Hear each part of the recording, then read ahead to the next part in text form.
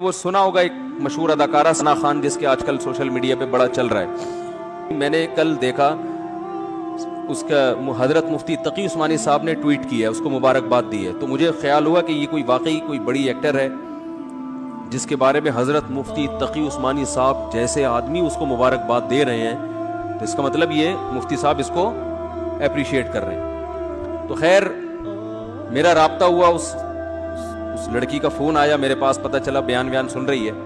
میں نے یہ اس کی اجازت سے آپ کے سامنے شیئر کر رہا ہوں. یہ جو میں بات ابھی کر رہا ہوں نا، اس کی پرمیشن سے. اس نے کہا کہ آپ بتائیں لوگوں کو کہ میں نے آپ کو کال کر کے اپنی کارگزاری سنائی ہے، اور مقصد اس کا بھی صرف حوصلہ افزائی ہے.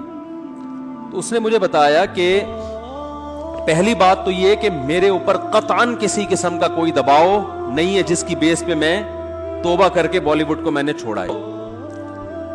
اس نے بتایا کہ پہلی بات مجھ پہ کوئی کسی قسم کا دباؤ نہیں ہے، کیونکہ اس پہ الزامات لگ رہے ہیں مولویوں نے الو بنایا، مولویوں نے بیوقوف بنایا، یہ کیا وہ کیا. پہلی دفعہ تو بیچاری کا مجھ سے رابطہ ہوا ہے ٹھیک ہے نا.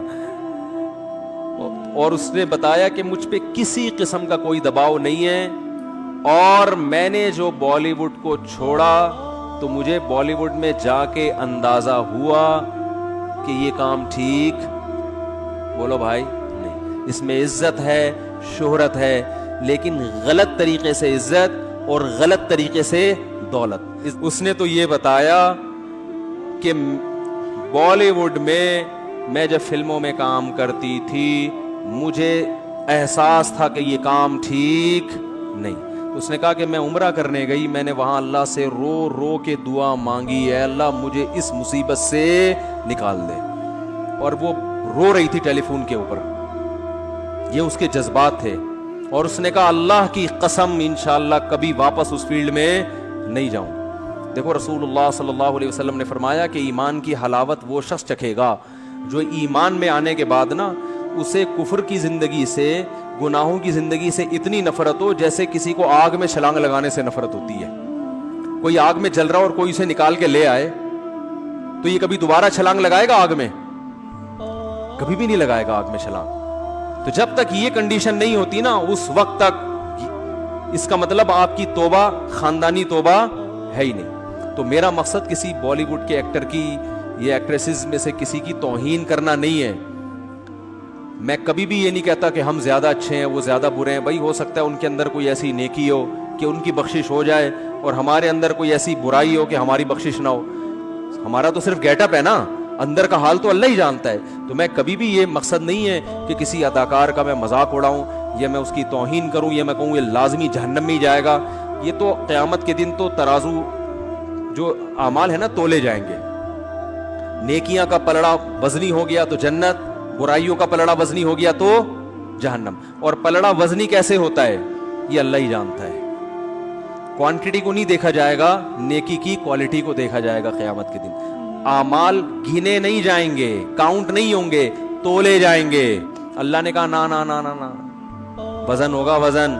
بعض دفعہ ایک نیکی کا وزن ان 20 گناہوں سے زیادہ ہوتا ہے، بعض دفعہ ایک گناہ کا وزن آپ کی 20 نیکیوں سے زیادہ ہوتا ہے. حدیث میں آتا ہے نا کتے کو پانی پلانے پر ایک شخص کی اللہ نے بخشش کر دی کیونکہ اللہ کو اس کا یہ عمل بڑا وزنی لگا. تو اس لیے میں جو یہ واقعہ بیان کر رہا ہوں کہ بالی ووڈ نے بے حیائی پھیلائی ہے، اور یہ جو فلم انڈسٹری ہے اس نے ہمارے کلچر کو تباہ کر دیا، اور ہر برائی پہ لیبل کیا لگ رہا ہے؟ اچھا کہ ہم تو لوگوں کو انٹرٹین کر رہے ہیں. چرسی کا بھی یہی دعویٰ ہوتا ہے، ہیروئن چی بھی یہی، ہیروئن جو اسمگل کرتے ہیں نا، یار ان بیچاروں کو ہیروئن نہیں ملے گی تو مر جائیں گے. تو وہ ہر آدمی ہر برائی پہ لیبل اچھا ہوتا ہے. ساری دنیا جانتی ہے حیا اور شرم اچھی چیز ہے، عورت پورے لباس میں اچھی ہے.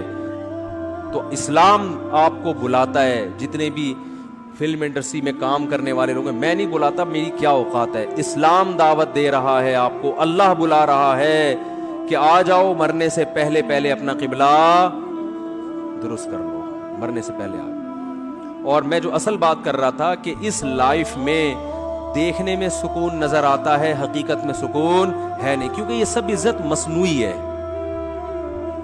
جنید جمشید نے جو توبہ کی تھی نا، اس کا میں نے انٹرویو سنا. اس نے کہا کہ میں جب اسٹیج پہ ڈانس کرنے کے لیے یا گانے کے لیے گیا تو میرا نمبر آنے سے پہلے ایک صاحب گانا گا رہے تھے جن کی عمر تھوڑی زیادہ ہو گئی تھی.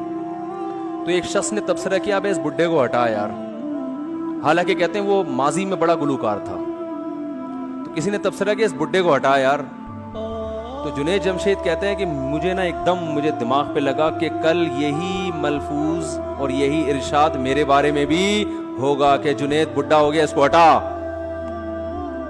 اور جو کمپنیوں سے کانٹیکٹ ہوتا ہے, ان کے معاہدے ہوتے ہیں, سارے معاہدے کہاں چلے جائیں گے؟ تیل لے. اب تو کتنے سمجھدار ہو گئے یار, اب آپ خود تیل لینے بھیج دیتے ہیں, ورنہ مجھے بیان میں آدھا ٹائم تو تیل لینے بھجوانے میں لگتا تھا. تو آپ نے خود ایک کچھ تو سیکھا. ٹھیک ہے. تو بھائی یہ رنگ رلیوں پہ زمانے کی نہ جانا اے دل, یہ خزاں ہے جو بانداز بہار آئی ہے. یہ سکون صرف اسلام میں ہے. صرف کس میں ہے؟ اسلام میں. اس کے بعد پھر آپ کو عزت ملتی ہے تو نعمت ہے, پیسہ ملتا ہے تو نعمت ہے, نہیں ملتا تو بھی ٹھیک ہے. آدمی کا ویژن یہ ہے ہی نہیں, ویژن ہے آخرت.